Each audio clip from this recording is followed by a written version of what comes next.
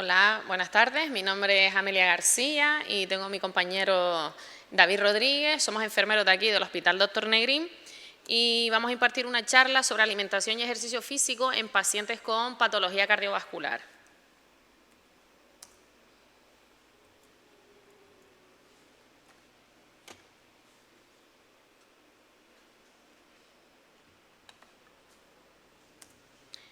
Bueno, ahora vamos a hablar un poquito de qué es el riesgo cardiovascular. Es una probabilidad de tener una enfermedad en el corazón o en el sistema vascular, que el sistema vascular son las venas y las arterias.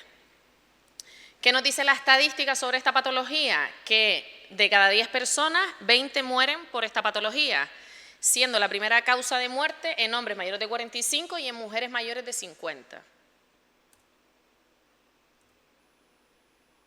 ¿Qué pasa cuando ya tenemos la enfermedad cardiovascular? Tenemos una enfermedad en los vasos sanguíneos, tanto en las venas como en las arterias, y esto se produce por un exceso de colesterol. El colesterol se deposita e inflama las paredes de los vasos sanguíneos y lo que hace es reduce el diámetro, con lo que complica que pase el flujo sanguíneo.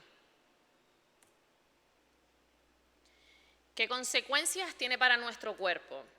Pues los órganos diana del colesterol y de la enfermedad cardiovascular son 3: el corazón, el cerebro y las extremidades.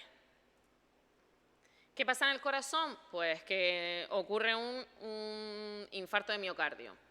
En el cerebro lo mismo, pero un infarto cerebral.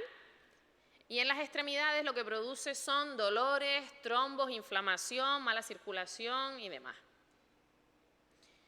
Los principales factores de riesgo. El factor de riesgo es una condición que tiene cada persona que aumenta la posibilidad de desarrollar una enfermedad cardiovascular. Hay dos tipos de factores: los factores modificables y los no modificables. Los modificables son los que pueden ser corregidos y los no modificables son los que no pueden ser corregidos y nos vienen innatos. Los modificables se ven en la parte izquierda, que es la hipertensión, la diabetes, el tabaco, el alcohol, el estrés, obesidad, colesterol, sedentarismo, que de todos estos hablará ahora mi compañero David. Y los que no son modificables, pues es la edad, el género y la herencia. Los no modificables, la edad. A mayor edad, mayor riesgo de sufrir enfermedad cardiovascular, aunque también es verdad que ya desde chiquitito, si tienes unos malos hábitos, pues ya apunta manera de que cuando seas mayor tienes probabilidad de sufrir una enfermedad cardiovascular. El género, normalmente las estadísticas dicen que el hombre tiene más probabilidad de sufrir alguna enfermedad cardiovascular mayor que en la mujer. Y los factores genéticos de herencia. Hay un colesterol que puede ser hereditario, pero que puede suplirse con los buenos hábitos de vida desde pequeño, desde la infancia. Y ahora vienen los modificables, que le va a comentar mi compañero David. Hola a todos. Bueno, paso a continuar con los factores de riesgo modificables, como dijo mi compañera Meli. En esta línea los que tenemos son hipertensión, diabetes, colesterol, tabaquismo, obesidad, sedentarismo, alcohol y estrés. Como antes mencionó, son factores que, controlándolos o disminuyéndolos o incluso anulando su presencia, podemos reducir el riesgo de padecer o sufrir una enfermedad cardiovascular. Comenzamos con la hipertensión. Tenemos que tener claro cuál es el valor de control de la hipertensión arterial. El valor de control de la hipertensión arterial para reducir el factor de riesgo es una tensión arterial inferior a 120/75, teniendo muy patente el no hacer redondeos en los controles de tensión arterial. Esto es, no decir 12/7 ni decir 13/8. Hay que poner las cifras correctas a la hora de proporcionárselo a los sanitarios que llevan el control. Como medida, siempre es prioritaria el autocontrol domiciliario, la toma correcta de la tensión arterial en su domicilio con unos mecanismos adecuados que el profesional sanitario le indicará y aportar esos controles indicados por el profesional sanitario en las visitas, en los controles. En cuanto a la alimentación, es muy importante el control del sodio. Es cierto que la sal común es lo que más sodio aporta a cualquier tipo de alimento. Se sabe que por encima de 6 gramos de sodio al día, de sal al día, ya se considera un exceso de sodio para personas con riesgo cardiovascular alto. Recordad que la gran mayoría de los alimentos ya llevan sodio, incluso el agua desmineralizada viene con sodio. Nos pasamos al segundo factor de riesgo, que es la diabetes. Igual, ¿cuál es el parámetro de control? El parámetro de control son 110 miligramos decilitros de azúcar en ayunas, pero este parámetro es plasmático. ¿Qué quiere decir? En una analítica de sangre, no en un autocontrol. Y por encima de eso, para poder tener un mejor control de esa propia diabetes, está un parámetro plasmático que se llama hemoglobina glicada, que lo que viene a darnos es un resumen de cómo ha estado nuestra azúcar diaria en los últimos 3 meses. De ahí la importancia generalmente de los sanitarios de hacer el control con la hemoglobina glicada, porque digamos que es el parámetro que no podemos variar. La clave para el control de este factor de riesgo, los azúcares añadidos. En los azúcares añadidos, sobre todo el azúcar refinada, sea azúcar blanca o azúcar morena, y añadido a una serie de alimentos. Es cierto que hay muchos alimentos ya vienen con dosis muy elevadas de azúcar, como pueden ser las bebidas energéticas, como pueden ser los néctares, como pueden ser cierto tipo de yogures, etc. Entonces hay que intentar que en una dosis de un alimento diario no haya más de 7 gramos de azúcar simple añadido. Nos pasamos al tercer factor, que es el colesterol. Mi compañera Meli ya explicó la importancia del control del colesterol para evitar los infartos cerebrales y cardíacos, porque, como bien dijo ella, obstruye las arterias, obstruye los torrentes sanguíneos. ¿Qué tipo de grasas provocan esta obstrucción? Las grasas malas, también llamadas grasas transgénicas, con lo cual evitarlas lo más posible. No se trata de no consumirlas, sino consumirlas esporádicamente, que vendría a ser algo reflejado con 1 o 2 veces al mes, comer algo de lo que aparece ahí, principalmente fritos, rebozados, toda la bollería industrial y los aceites de mala calidad. El siguiente punto es el tabaquismo.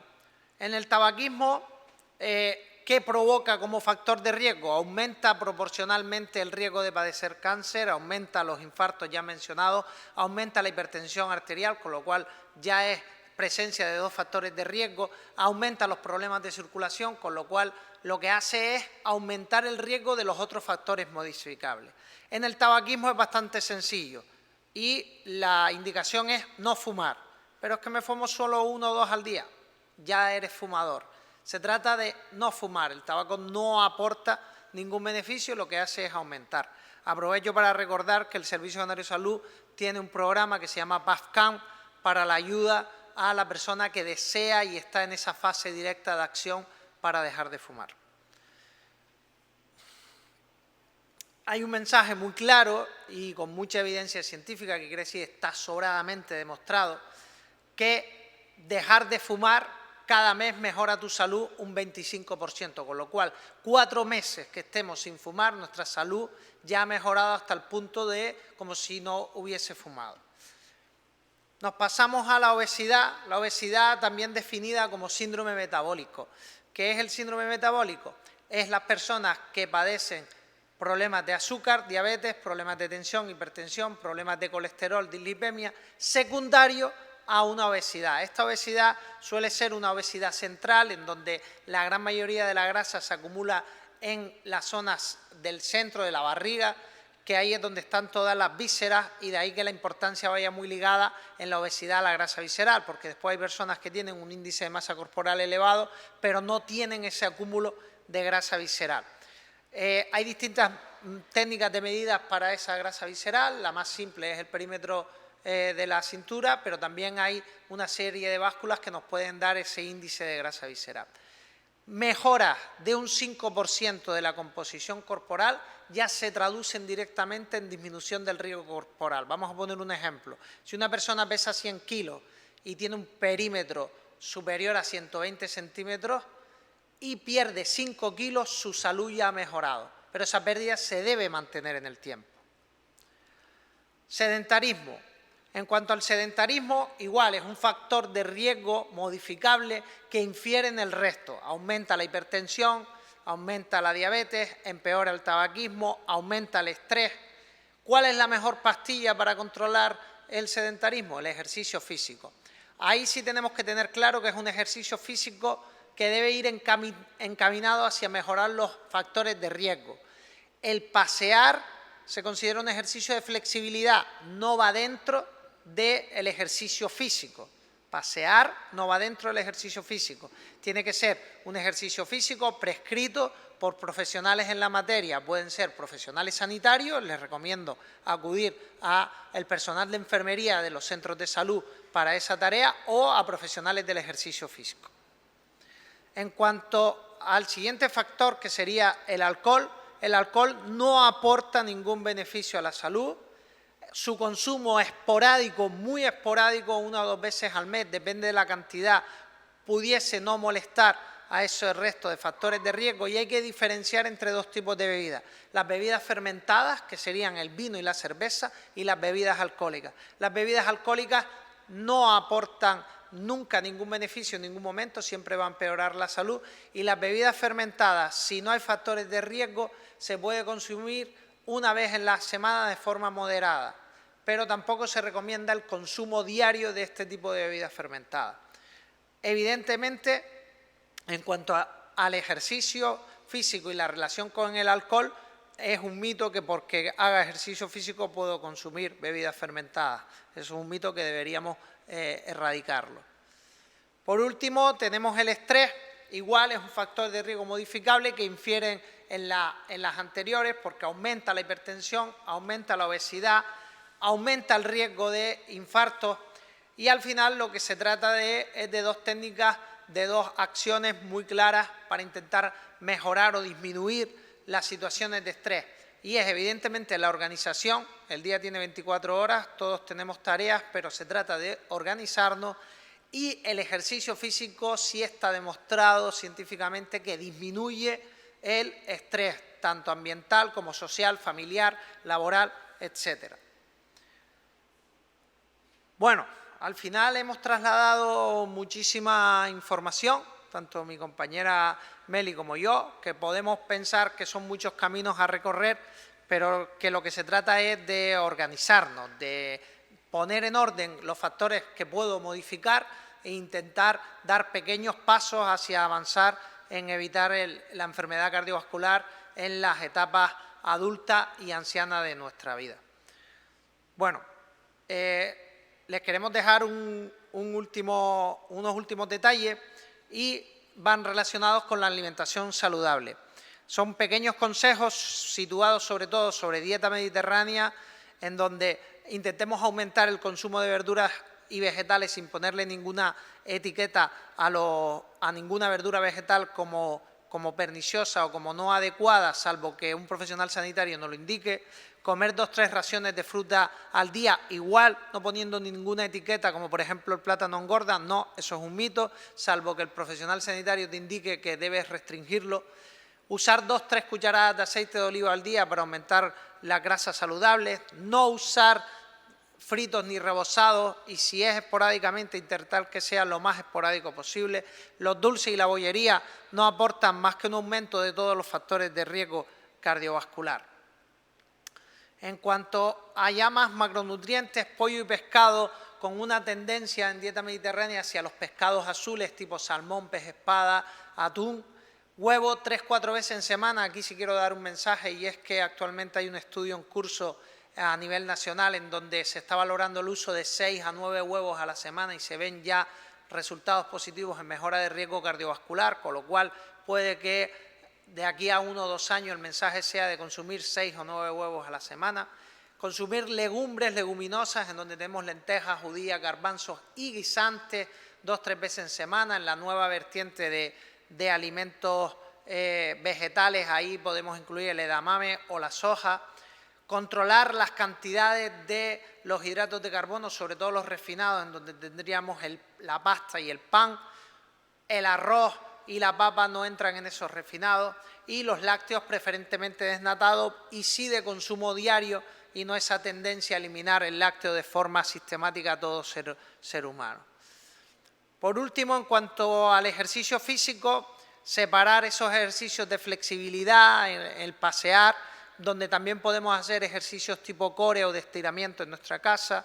Si vamos a hacer un ejercicio de más intensidad, es importante con el profesional sanitario o el profesional del ejercicio físico calcular la frecuencia cardíaca máxima e intentar realizar 2 o 3 veces a la semana ejercicios aeróbicos sobre cambios de frecuencia cardíaca, también llamados tipo height, y no superando el 65% de la frecuencia cardíaca máxima. Ahí les dejamos una fórmula muy sencilla para ese cálculo. Bueno, Meli. Nada más que añadir. Muchas gracias de parte de los dos y recuerden, prevenir es vivir.